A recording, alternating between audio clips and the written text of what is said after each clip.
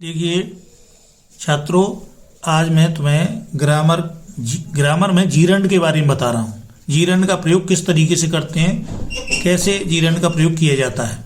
तो देखिए, जीरंड का प्रयोग, जीरंड को वर्ब में आईएनजी लगाकर बनाया जाता है। कैसे बनाया जाता है? आईएनजी किसमें? वर्ब में। मेन वर्ब यानी मुख्य क्रिया जो होती है उसमें आईएनजी लगाकर जीरंड बनाया जाता है। और यह नाउन का कार्य करता है, यानी नाउन का कार्य करता है मतलब नाउन की जगह पर इसको प्रयोग कर देते हैं, इसलिए नाउन का कार्य करता है। जैसे sing plus I N G is equal to singing. Sing plus I N G is equal to singing बन गया, तो एक जीरंड का काम करेगा। फिर इसके बाद में टेबल है, एक कॉलम में सब्जेक्ट लिखा है, दूसरे कॉलम में प्रेडिकेट लिखा है। उसमें लिखा है जीरंड, ब्रैकेट में लिखा है वर्ब प्लस आईएनजी, यानी वर्ब में आईएनजी जोड़ना। तो देखिए, जैसे हंटिंग लिखा है, स्विमिंग लिखा है, वॉकिंग लिखा है, स्मोकिंग लिखा है। हंटिंग के सामने प्रेडिकेट पार्ट में लिखा है इज रिस्की, तो ये हंटिंग जो है ये नाउन का काम कर रहा है और ये जीरंड सब्जेक्ट बोला जाएगा। क्या बोला जाएगा? Gerund subject. Swimming is a good exercise, यानी स्विमिंग क्या है? वर्ब है। स्विम में आईएनजी जोड़ी गई है इसलिए स्विमिंग बना है, लेकिन ये सब्जेक्ट के स्थान पर प्रयोग है इसलिए जीरंड सब्जेक्ट है। Walking is good for health, walking क्या है? वॉक क्या है? क्रिया। वॉक में आईएनजी जोड़ी गई है तो ये वॉकिंग शब्द बन गया, लेकिन ये किसकी जगह पे है?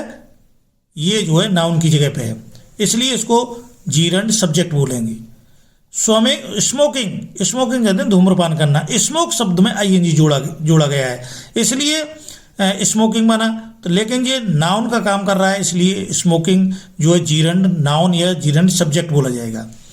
Smoking is injurious to health, इस तरीके से दोनों पार्ट हैं, पहले में जीरंड सब्जेक्ट, दूसरे में प्रेडिकेट। नीचे इसके लिखा हुआ है।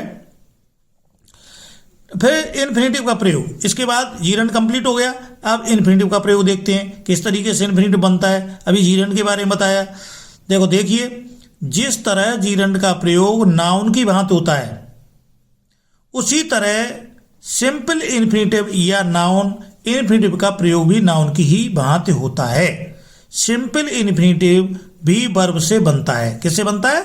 वर्ब से, और नाउन का कार्य करता है। यदि gerund is equal to verb plus ING है तो सिंपल इन्फिनेटिव में टू प्लस आईएनजी यानी टू प्लस वर्ब, यानी टू लगाएंगे फिर प्लस यानी वर्ब, यानी क्रिया के सामने टू लगा देते हैं, यानी क्रिया की फर्स्ट फॉर्म से पहले टू लगाते हैं। उसके बाद में क्या? वर्ब की फर्स्ट फॉर्म में आईएनजी जोड़ने से जीरंड के अलावा प्रेजेंट पार्टिसिपल भी बनता है, वो एडजेक्टिव का कार्य करता है। किसका कार्य करता है? एडजेक्टिव, विशेषण का कार्य करता है। इसी तरह वर्ब की फर्स्ट फॉर्म के पहले टू लगाने पर नाउन इन्फिनेटिव के अलावा जीरंडियल इन्फिनेटिव भी बनता है जो एडजेक्टिव अथवा एडवर्ब का कार्य करता है। जैसे वॉकिंग इज यूजफुल, तो वॉकिंग क्या है? इसमें नाउन की जगह प्रयोग किया गया वॉकिंग, लेकिन ये जीरंड है। क्या है? जीरंड। अब आगे क्या होता है देखिए, आगे लिखा है कि आई सॉ हिम वॉकिंग है, आई सॉ हिम वॉकिंग। अब इसमें वॉकिंग शब्द कहाँ है? लास्ट में गया है, तो वॉकिंग शब्द किसका काम कर रहा है? प्रेजेंट पार्टिसिपल का काम कर रहा है। प्रेजेंट पार्टिसिपल का काम, क्योंकि ये पीछे गया। अगर ये पहले आता सबसे पहले तो सब्जेक्ट का काम करता है, जीरंड सब्जेक्ट का काम करता, और पीछे गया तो प्रेजेंट पार्टिसिपल का काम कर रहा है। दूसरा सेंटेंस है to tell a lie is bad, उधर लिखा हुआ है टू टेल, सबसे पहले सब्जेक्ट के स्थान पर टेल क्रिया आई है, उससे पहले टू लगी है, फर्स्ट फॉर्म से पहले टू लगाया गया है, तो इसको क्या बोलेंगे? To tell noun infinitive. क्या बोलेंगे? नाउन इन्फिनेटिव बोलेंगे। ऐसे फिर अगला सेंटेंस है he came to tell me a story है, he came to tell me a story, तो टू टेल कहाँ आया? टू टेल बीच में आया। किसके पीछे आया? वर्ब के पीछे आया, इसलिए इसको जीरंडियल इन्फिनेटिव बोलेंगे। फिर क्या है इसके बाद में? जीरंड और नाउन इन्फिनेटिव का हिंदी में अर्थ करने पर अंत में ना आता है, ना नी ने की आवाज आती है, ना आता है या नानी ने की आवाज आती है। जैसे वॉकिंग, टेलना, ना आया पीछे, टू टेल बतलाना, ना आया पीछे, इसी तरीके से आवाज निकलती है। वॉकिंग इज यूजफुल, वॉकिंग क्या है? जीरंड है। To walk is useful, to walk क्या है, इन्फिनेटिव है, क्यों, क्यों वर्ब से पहले टू लगी है इसलिए इन्फिनेटिव आया। स्मोकिंग इज हार्मफुल, स्मोकिंग क्या है, जीरंड है, क्योंकि ये नाउन के स्थान पर सबसे पहले क्रिया में आईएनजी लगाकर बना। To smoke is harmful, to smoke क्या है, इन्फिनेटिव है। तो इस तरीके से जीरंड और इन्फिनेटिव का प्रयोग होता है। नेक्स्ट आगे देखते हैं। नेक्स्ट क्या है, फिर जो टेबल है, टेबल में क्या लिखा है, सबसे पहले ऊपर लिखा है सब्जेक्ट पार्ट और दूसरी साइड में लिखा है प्रेडिकेट पार्ट। लेकिन ये बताया गया है कि किस तरीके से इन्फिनेटिव वर्ब में टू लगाने से बनता है। जैसे to walk is good for health, यानी घूमना स्वास्थ्य के लिए अच्छा होता है। तो ये क्या है, वॉक जो आई है उससे पहले टू लगाया है, और टू जब लग गई और उससे किससे पहले, वर्ब से पहले जब टू लगता है तो वो इन्फिनेटिव सब्जेक्ट बन जाता है, इन्फिनेटिव सब्जेक्ट। ऐसे to smoke is injurious for health, यानी धूम्रपान स्वास्थ्य के लिए हानिकारक होता है। तो इसमें वो स्मोक से पहले टू लगी इसलिए ये भी इन्फिनेटिव सब्जेक्ट बना।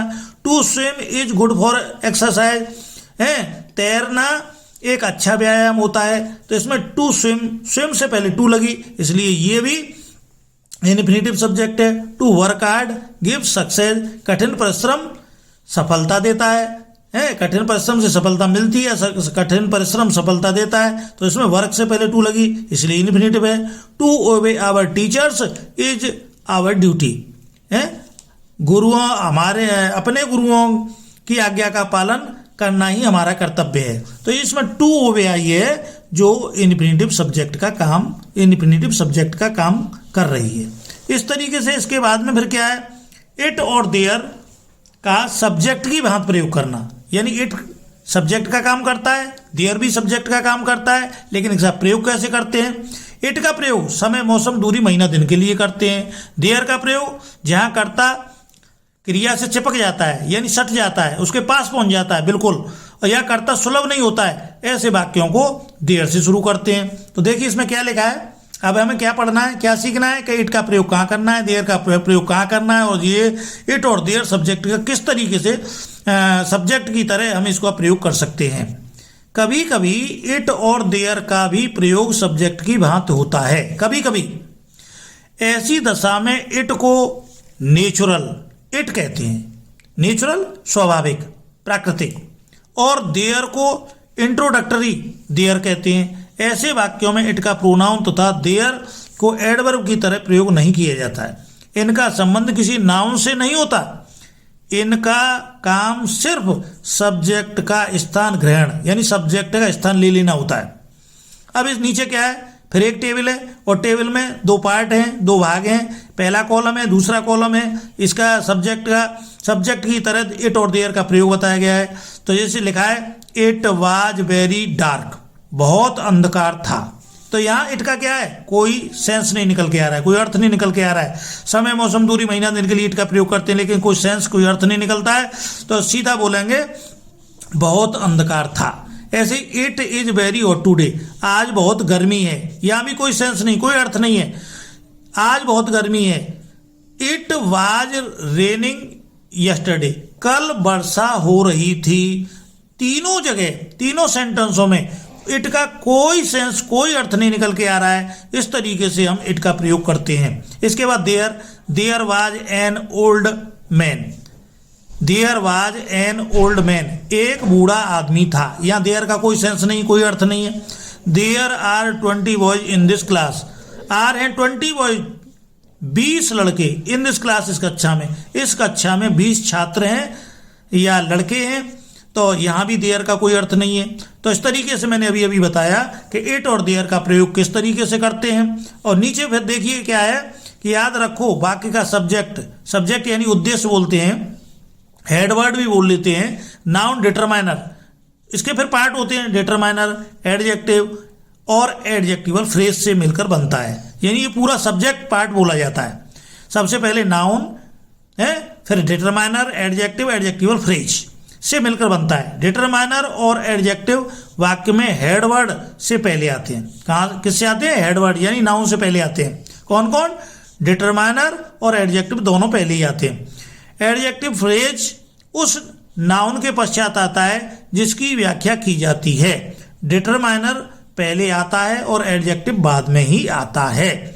नाउन की तरह जीरंड, इन्फिनेटिव, इट और देयर का प्रयोग भी सब्जेक्ट की तरह ही हम कर सकते हैं।